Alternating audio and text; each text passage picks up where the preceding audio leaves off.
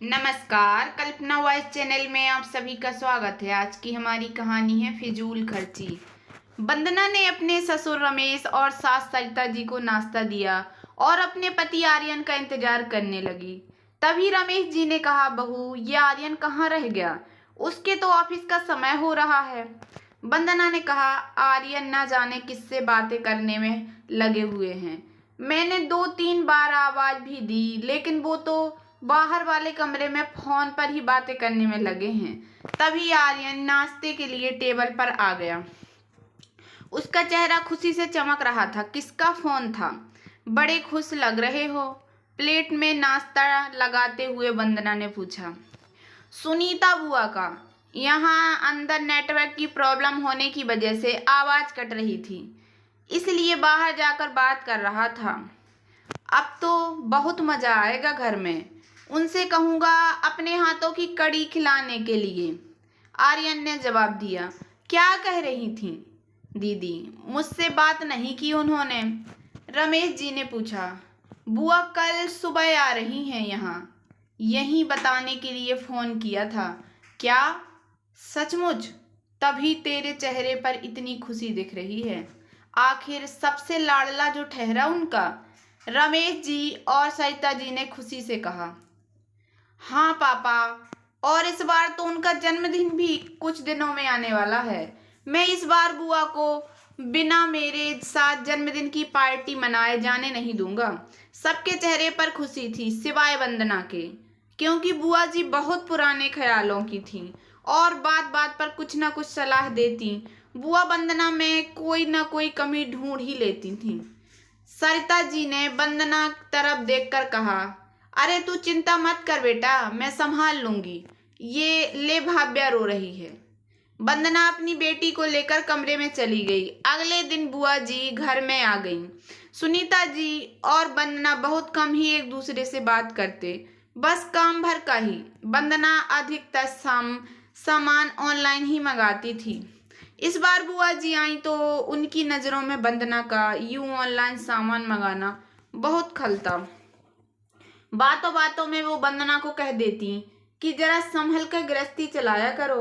वंदना बहुत ही समझदार थी। वो कभी भी कोई भी फिजूल खर्ची नहीं करती थी। लेकिन एक दिन में 3 बार ऑनलाइन सामान का कुरियर देखकर बुआ जी भड़क गईं और कहा कि सरिता, ये बहुरिया तो मेरे भाई और भतीजे को कंगाल करके ही मानेगी। इसके सिर पर तो ऑनलाइन खरीदारी का नशा चढ़ा हुआ है। वंदना ने इतनी बात सुनी तो उसे बहुत गुस्सा आया। वो सोचने लगी कि बुआ जी बिना सोचे समझे कुछ भी बोल रही हैं। देखा तक नहीं कि क्या सामान मंगाया है। सरिता जी वंदना के गुस्से के भाव को चेहरे पर साफ देख रही थीं, लेकिन वो ऊपर से मुस्कुराने का बस दिखावा कर रही थीं। तभी सरिता जी ने कहा, वंदना, कुरियर का सारा सामान लेकर आना। बहू, यहाँ तो वंदना सामान अंदर लेकर आ गई और वहां से गुस्से में लौट गई। सरिता जी ने कहा, जीजी, ये देखो सामान। भाव्या का डायपर, घर का राशन, सब्जी, आपके भाई की दवाइयाँ जो खुद लाना हरदम भूल जाते हैं थे, तो वंदना उसको ऑनलाइन ही मंगा लेती है। अब ये देखो, सारे सामान आपके सामने हैं। इनको देख के बताओ कि वंदना ने कहाँ फिजूल खर्ची की है। सामान देखते बुआ जी के जैसे सांप सूंघ गया। वो खामोश हो गईं। तब सरिता जी ने कहा, दीदी, ऑनलाइन शॉपिंग हमेशा बुरी ही नहीं होती। अगर हम उसका सही उपयोग करें तो वो बहुत ही सुविधाजनक भी होती है। जब से वंदना ने इस घर की जिम्मेदारी संभाली है, उसने हमेशा पहले बचत और घर वालों की पसंद का ख्याल रखा है। मेरी बहू फिजूल खर्ची नहीं करती। दीदी, छोटे बच्चे के साथ बाजार जाना मुश्किल होता है और अपने भतीजे को तो जानती हो कि वो घर के कामों से खुद को कितना दूर रखता है, तो हम सास बहू सामान ढोने से भी बच जाते हैं। सुनीता जी को तो बात समझ आ चुकी थी, लेकिन बुढ़ापे की आदत एक दिन में तो सुधरने से रही। उन्होंने कहा, अच्छा बस कर अपनी बहू की तारीफ करना। देखा नहीं कैसा मुंह बना के गई। मैं सब जानती हूँ। मुझे देखते उसके चेहरे की खुशी ही गायब हो जाती है।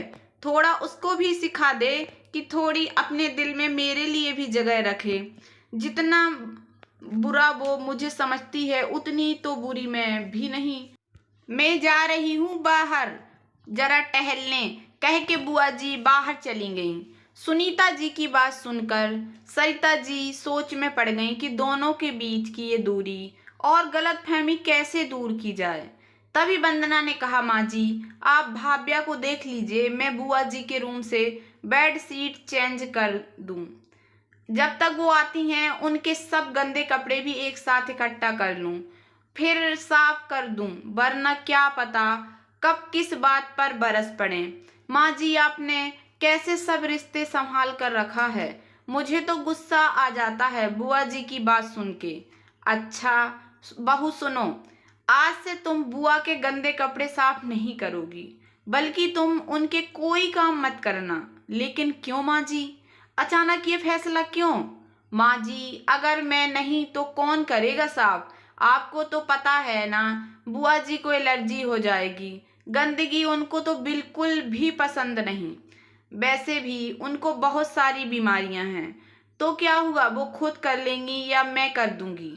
सरिता जी ने कहा, नहीं माँ जी वो बुजुर्ग हैं, हमारे घर आई हैं, हमारा फर्ज बनता है उनके प्रति।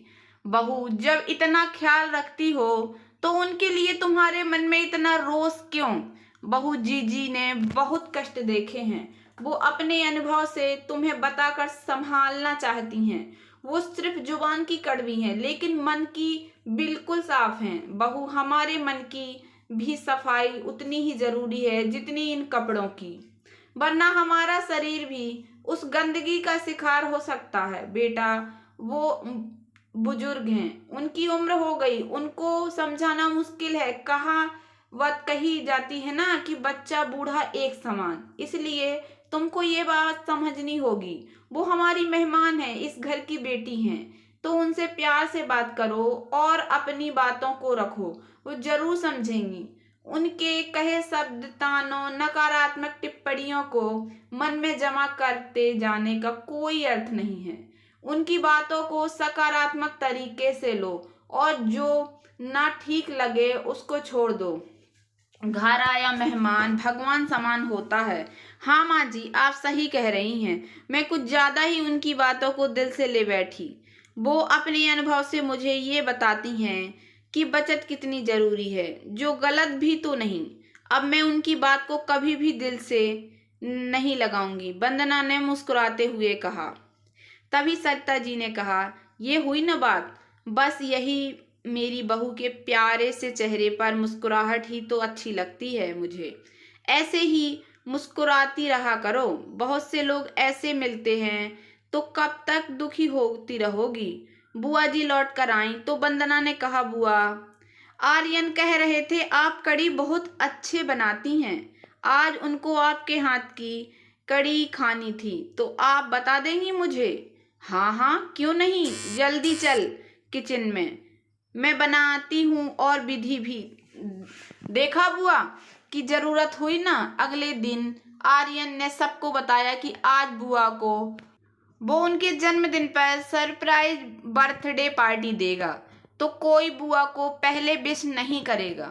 सुबह से शाम तक बुआ नाराज रहीं क्योंकि उनको किसी ने भी जन्मदिन की बधाई नहीं दी।